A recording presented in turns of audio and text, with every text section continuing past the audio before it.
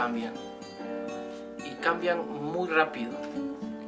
Nosotros cuando éramos niños experimentamos muchas cosas que hoy día ya son tal vez irrelevantes o simplemente son historia o se ven muy distantes, muy lejanas, aunque el tiempo es corto. Hay cosas que fueron propias de nuestra época. Dentro de aquellas cosas propias de nuestra época era el hecho de que a nosotros nos criaron y nos enseñaron con unas ideas de contexto machista. Una de ellas era que los hombres no lloran. Si tú eras un niño en el tiempo en el que nosotros crecimos, a nosotros se nos decía que los hombres no lloraban. Y uno tenía que crecer con la idea de hacerse el fuerte. Aunque las circunstancias fuesen duras y difíciles, uno no podía llorar. No podía demostrar debilidad, porque llorar era ser débil. Y uno debía mostrar que era hombre, haciéndose el fuerte. Entonces crecimos con la idea de reprimir muchas del dolor y del sufrimiento que nosotros experimentábamos. El problema es que se fue acumulando en nuestra vida una serie de frustraciones, de penas, de circunstancias adversas que se fueron quedando allí y fueron creando en nosotros una especie de hombre reprimido, como se relata en los cómics, en la vida de un hombre llamado Hulk. Nosotros lo conocimos en nuestro tiempo como el hombre increíble. Era un personaje distinto. Y este hombre, su característica es que cuando él se enojaba, se molestaba, se convertía en un hombre fiero, muy grande, muy fuerte, que perdía el sentido y destrozaba muchas cosas. Hay una escena en la película de los Avengers en el cual este hombre llega a donde están nosotros llamados vengadores o superhéroes, pero viene como la persona normal que él es, David Banner. Llega en una moto. Entonces la viuda negra se dirige a él y le dice: ahora no necesitamos al doctor, ahora necesitamos al grandulón. Y le dice: el problema es que no estás enojado. Entonces él le dice estas palabras: ese es mi secreto, siempre ando enojado. Y comienza, mientras camina, a convertirse en aquel hombre llamado Hulk, un hombre grande, fuerte, feroz, que destroza todo. De allí una frase muy sobresaliente del personaje: aplasta Hulk, aplasta. Él golpeaba, destruía, rompía. Esa era su cualidad o su característica. Yo me temo que muchos crecimos llevando a un Hulk dentro de nosotros. Por años fuimos simplemente guardando mucho enojo, mucha frustración, mucha impotencia, porque los hombres no lloran. Y hoy tenemos el fruto de esa situación, es que hoy tenemos a una sociedad violenta, una sociedad que se ha transformado como se transformaba aquel hombre Hulk. Ese es el resultado de reprimir nuestras emociones, nuestros sentimientos, nuestro dolor, nuestra frustración. Y hablo culturalmente, por años lo hicimos, porque los hombres no lloran. A nosotros se nos inculcaba a pelear, simplemente para demostrar que éramos hombres. Nos ponían una pajita en el hombro y cuando querían provocarnos con otro niño, nos decían: a ver, si eres hombre, tírale la pajita del hombro. Y el otro tenía que evitar que se la tirara, y entonces comenzábamos a pelear. Ese fue el contexto en el que crecimos. Ahí recuerdo alguna película por allí donde había un personaje que decía estas palabras: quiero ver sangre, quiero ver sangre. quiero ver sangre, refiriéndose al box o a la lucha libre, uno de los llamados deportes, que no es ningún deporte, simplemente es una expresión de nuestra cultura y de nuestra sociedad violenta. Había un personaje que en aquel tiempo nosotros veíamos, porque aunque usted no lo cree, en algún momento, en algún tiempo, cegado por la cultura y por el contexto, también veía la lucha libre y el box, y lo practiqué en algún momento. Y había un personaje al cual cuando lo veía siempre me preguntaba y decía, pobre hombre, ¿por qué permiten eso que le está pasando? Este personaje se llamaba el Perro Aguayo. Era uno al que golpeaban demasiado, lo herían mucho, siempre estaba sangrando. Inclusive creo que quedó hasta desfigurado de tantos golpes, de tantas heridas. Y yo me preguntaba cómo esto puede ser nuestra diversión, cómo podemos alegrarnos y reírnos de tales cosas. Pero era nuestra cultura. Hoy, cuando escuchamos de secuestros, de asesinatos, de crímenes, de violencia, de robo con armas de fuego, de personas que se pelean, nos extrañamos, pero la pregunta es ¿por qué nos extrañamos? Si esto fue lo que nosotros sembramos. Ahora, poniendo un punto y aparte en esto, llevándolo al contexto cristiano, no ayudamos mucho como iglesia, porque también nosotros como iglesia de alguna manera desarrollamos una cultura donde también los cristianos debíamos reprimir el dolor o el sufrimiento. De allí el tema que quiero compartirles. Los cristianos también lloran. Los cristianos también lloran. Porque en aquel tiempo, no había mucho entretenimiento, no había mucha distracción, aunque usted no lo crea. 20 años atrás no había celulares, no había internet, no había Netflix, era la televisión, y uno de los entretenimientos más fuertes de nuestra televisión eran las películas y las telenovelas. Y un título de una novela, no la vi realmente, o no me recuerdo si la vi, pero el título me quedó grabado: los ricos también lloran. De allí tomé la idea. No solamente los ricos también lloran, los cristianos también lloran, porque voy a la Escritura y yo me encuentro que Jesús lloró. Y este texto me recuerda a un amigo y hermano que cuando estábamos en la escuela dominical y teníamos el buen hábito de responder siempre con un texto bíblico, y al no acordarse casi siempre contestaba con este texto bíblico: Jesús lloró, Juan 11:35. Siempre era su texto favorito, el texto más corto de la Biblia. Jesús lloró. Entonces entra en mí esa inquietud de reflexionar acerca de cómo es que si Jesús, el creador, el líder del cristianismo, lloró, ¿por qué los cristianos no deben llorar? Y digo ¿por qué no? Porque se nos inculcó esta idea. Habían unos cantos que tal vez alguien se acuerde. Había un canto que decía, la vida del cristiano es alegre y feliz. Y se pasa cantando esta canción, feliz. La vida del cristiano es alegre y feliz, y nada más lejos de la realidad. Entonces, no solamente era esa, había otra que decía, por ejemplo, yo voy cantando alegre en el camino de la vida y de la paz. Yo voy cantando alegre. Y digo, es verdad que los creyentes podemos cantar en tiempos de dolor y expresar gozo en medio de las pruebas. Pero no es algo impuesto o automático como en la cultura donde se decía que los hombres no lloran.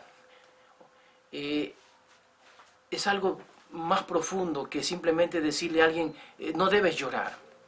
El llorar, el llanto en nosotros es algo que Dios nos dejó en nuestra constitución física humana como una de las válvulas de escape para poder liberar nuestras emociones y nuestros sentimientos.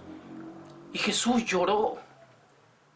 Y Él se hizo hombre, y dice la Escritura que no tenemos un sumo sacerdote que no pueda compadecerse de nuestras debilidades, sino uno que fue tentado en todo, conforme a nuestra semejanza, pero sin pecado. Así que no hay pecado en el llorar. Y nosotros los creyentes tenemos que aprender a llorar. Porque si no aprendemos a llorar, podemos irnos a uno de los dos extremos. Fingir una felicidad falsa, una alegría falsa, y reprimir esa frustración y ese dolor, esa impotencia que tenemos en el alma, reprimirla de tal manera que vamos a andar como con nuestro propio Hulk por dentro. No solo la cultura, también la vida cristiana o la religión pudiera crear en nosotros ese hombre violento o ese hombre lleno de impotencia. Podemos caer en la depresión. Inclusive podemos llegar a culpar a Dios por nuestro dolor, por nuestro sufrimiento, porque simplemente que vamos llenando en nuestro corazón nuestra vida de frustraciones, de traumas, de dolor, de impotencia. Es por eso que necesitamos aprender a expresar nuestras emociones. Los cristianos también lloran. Jesús lloró, pero en este verso, Juan 11:35, hay cosas muy importantes. No sé mucho de gramática, pero es muy simple. Son dos frases, el sustantivo y el verbo, pero el verbo está en forma pretérita, es decir, un pasado puntual, concluyente. Jesús lloró. También hay pasado imperfecto, pero no es la forma en que los cristianos debemos llorar, de manera imperfecta. Puede ser también lloraba, que también está en el pasado, pero no es una acción puntual. Pero la forma de llorar de un creyente debe ser puntual, expresar nuestras emociones, como lo hizo Ana cuando en el templo derramó su alma delante de Dios. Luego se secó sus lágrimas y nunca más estuvo triste. Ahora, ¿cómo es que los cristianos debemos llorar de esa manera? Expresar a Dios nuestro dolor, nuestra frustración, nuestros sentimientos. Él no se avergüenza de nosotros. No es falta de fe.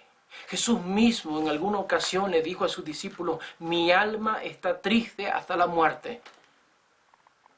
Díganme, ¿qué es eso sino una depresión tremenda? Un sentimiento de tristeza profundo. Mi alma está triste hasta la muerte. Y fue a la presencia de Dios. Y dice que su sudor eran como grandes gotas de sangre que caían a tierra. Así que Jesús es nuestro ejemplo. En la Biblia hay otra historia breve que nos enseña cómo no debemos llorar. ¿Cuál es el llanto que Dios reprende y exhorta y que debe ser silenciado? En el libro de Apocalipsis, el apóstol Juan, en el capítulo 4, a Juan se le ofrece: ven, sube acá y te mostraré las cosas que van a suceder. Luego en el capítulo 5 está Juan y un ángel que tiene un rollo en sus manos que se da a entender que es la develación o donde está el destino, las cosas que han de suceder. Comienza a pregonar diciendo que no hay nadie ni en el cielo, ni en la tierra, ni debajo de la tierra. O sea, ni en el inframundo. En la cosmovisión griega, eso era la totalidad de las cosas. Cielo, tierra, inframundo, en todo el universo no había nadie que pudiera develar las cosas que habían de pasar, lo que estaba representado en aquel rollo. Y entonces dice la Escritura que el mismo Juan dice: y lloraba yo mucho. Ahí está el verbo llorar, pero ahora de forma imperfecta. Lloraba. No lloró, lloraba. Ahora la pregunta es: ¿por qué Juan lloraba. Otro ángel le dice a Juan, no llores, no llores. Y ahí está la reprensión divina, no llores. ¿Por qué no llorar? Porque cuando Dios nos da promesas, nosotros tenemos que confiar en las promesas de Dios y llorar delante de Dios si es necesario. A Juan fue Dios mismo el que lo invitó, sube acá y te mostraré las cosas que van a acontecer. Entonces Juan debió haber ido con Dios, que lo había invitado, no hacerle caso a un ángel que le decía que no se podía lo que Dios le había prometido. Nosotros no debemos creerle a nadie. El apóstol Pablo dijo que ni un ángel del cielo que venga y nos predique un evangelio diferente, no debemos creerle. Debemos creer a Dios y confiar en sus palabras, en sus promesas. Y si Él nos ha dado su palabra, nos ha dado su promesa, Él nos va a cumplir. Ninguna de sus palabras caerá al suelo, sino que se cumplirá todo lo que Él ha dicho. Y nosotros sí podemos llorar, sí podemos sentir dolor, pero no la impotencia de Juan. Llorar es liberar el alma de emociones y sentimientos. Pero no podemos vivir llorando. No podemos vivir quejándonos. No podemos vivir en frustración y en impotencia.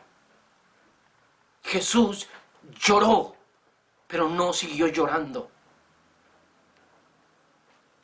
Él sintió y fue al Padre en oración y su sudor eran como grandes gotas de sangre, pero no se quedó postrado, se levantó y le dijo a sus discípulos, vamos, porque se acerca el que me va a entregar. Ana se levantó y se secó las lágrimas y nunca más estuvo triste. Así que podemos llorar en la presencia de Dios. No delante de los hombres, delante de Dios. Y podemos confiar en sus promesas. Podemos confiar en su palabra. Sin importar lo que suceda, lo que pase, Él está en el control. Debemos llorar, como le enseñó Jesús a los que lloraban por Él en Jerusalén. Él les dijo, no lloren por mí. Llorad por vosotros mismos y por vuestros hijos. Debemos llorar y entristecernos por nuestros pecados, por nuestras malas actitudes, por nuestras malas acciones, por lo que hemos hecho mal o por lo que no hemos hecho y que debemos hacer. Y esa tristeza produce vida. La tristeza que proviene de Dios, que produce arrepentimiento, es para vida. La tristeza del mundo es para muerte. Así que sí puedes llorar. Llora por tus pecados. Lloremos por nuestras faltas. Lamentaos, llorad. Nuestra tristeza, nuestro gozo se convierte en tristeza, dice el apóstol Santiago. Llorad por nuestro pecado. Llorad por nuestras faltas. Llorad por nosotros mismos. Llorad por nuestros hijos. Pero no podemos vivir llorando. Y llorad delante de la presencia de Dios. Y por sobre todas esas cosas debemos confiar. Confiar que Él tiene cuidado de nosotros. Permitirle a Dios enjugar nuestras lágrimas. Permitirle a Dios sanar nuestras heridas, nuestro dolor. Yo te invito a que puedas ir a la presencia de Dios y derramar tu alma delante de Dios. No te tardes si no lo has hecho. No te hagas el fuerte. Los cristianos también lloran, pero lloran en la presencia de Dios. Lloran todo lo que tienen que llorar, y cuando se levantan de estar con Dios, pueden levantarse con la fortaleza de un hijo de Dios para enfrentar la cruz, para enfrentar la muerte si fuera necesario. Así que lloremos todo lo que querramos llorar en su presencia, pero no vivamos llorando, no vivamos demostrándole al mundo frustración. No permitamos que se cree dentro de nosotros un hombre violento, un hombre frustrado. No lo permitamos. Dejemos que fluya en nuestra vida todo dolor, todo llanto en la presencia del Señor, y confiemos que sus promesas son fieles y que esta leve tribulación momentánea producirá en nosotros un cada vez más excelente y eterno peso de gloria.